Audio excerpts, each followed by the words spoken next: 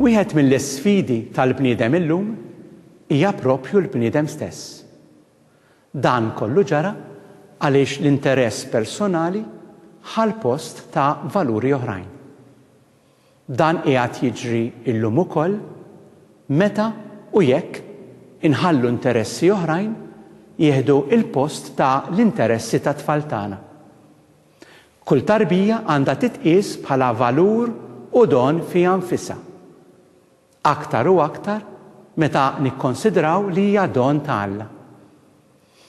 Alla l-imbierek jistenna li bħalma Ġużeppi u Marija ħejjew qalbhom u moħħhom u l-ħajja flimkien biex jilqgħu lil Mulej Ġesu, hekk ukoll jistenna li l-ħidma prinċipali tal-koppja nisranija ma tkunx biss l-att fiżiku li permezz tiegħu titwieled tarbija, iżda t-tħejjija spiritwali tagħhom fl-imħabba dejjema biex permezz tagħha kull tarbija mhux biss titwieled iżda tikber imħadna mill-imħabba tal-ġenituri.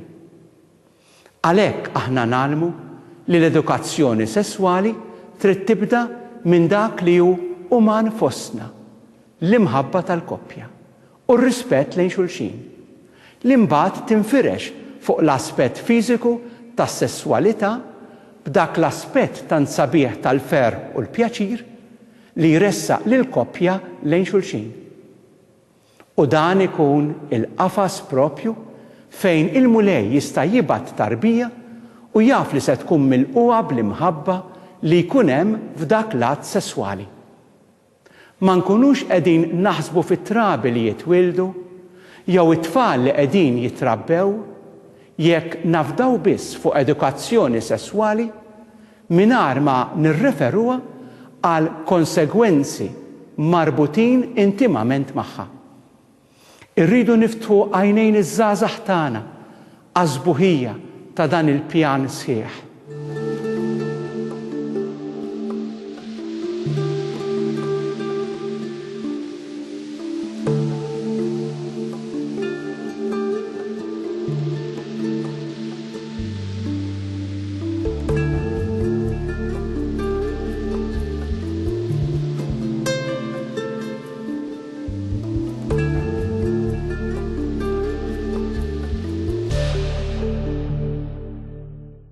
Anke fostna daħlet it-teknoloġija fit-tnissil tat-trabi. Anke hawn jista' jkun hemm firda bejn il-possibbiltajiet tat-teknoloġija u dak li hu verament taġid għat-tarbija fil-ġuf u għat-tarbija li tista' titwieled effett ta' din it-teknoloġija. Faċli li nibdlu iċ-ċentralità tat-tarbija għax-xewqat biss tal-kbar. Hawn nixtiequ nsemmu biss l-aspetti l-iktar ċari tal-konsegwenzi fuq it-tfal u mhux fuq l-aspett morali. Irridu naraw mhux biss ix-xewqa għal tarbija li hija xewqa qaddisa, iżda la darba dan qiegħed f'idejna fit-teknoloġija, irridu naraw ukoll jekk hemmx xi drittijiet tat-tarbija fil-ġuf jew tat-tifel jew it-tifla li qiegħed jiġi mittiefes. Id-drittijiet u l-well-being tagħha huwa dritt ikbar minn ta' kull persuna oħra u ma nistgħu qatt nissuġġettawh għalih.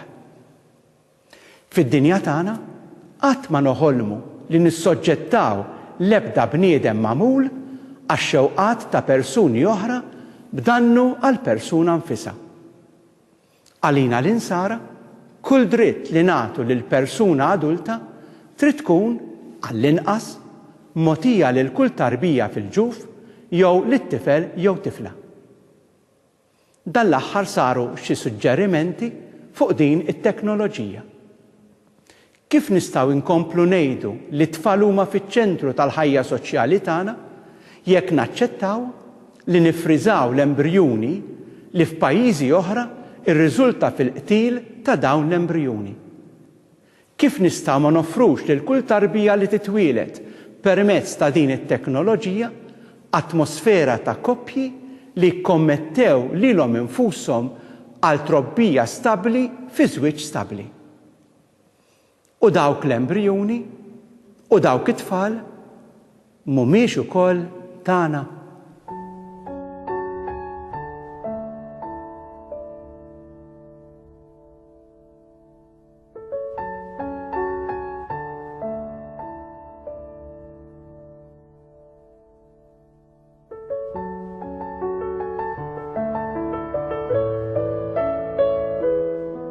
Is-soċjetà moderna ippruvat tifred dawn il-valuri kollha minn xulxin. Ir-riżultat dejjem jispiċċa fit-trabi u t-tfal.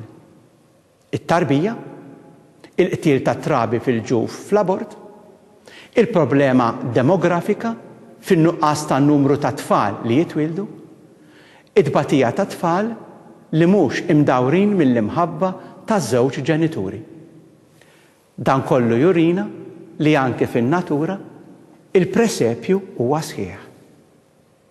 Aħna qegħdin insejħu lil dawk li jażlu li jiġu ispirati minn Ġesu biex f'dan il-milied jaqdu il-ferħ spiritwali tat-twelid ta' Ġesu fil-quddiesa ta' nofs il-lejl, fil-presepju u fil-bambin li narmaw id-dar mal-ferħ ta' kull tarbija li titwieled u ta' tfal fostna u nagħtu s-sem tagħna biex dan iseħħ fil-familja tagħna u madwarna. Natukom il-barka pastorali tagħna bran ta' kull ġid mis-sema.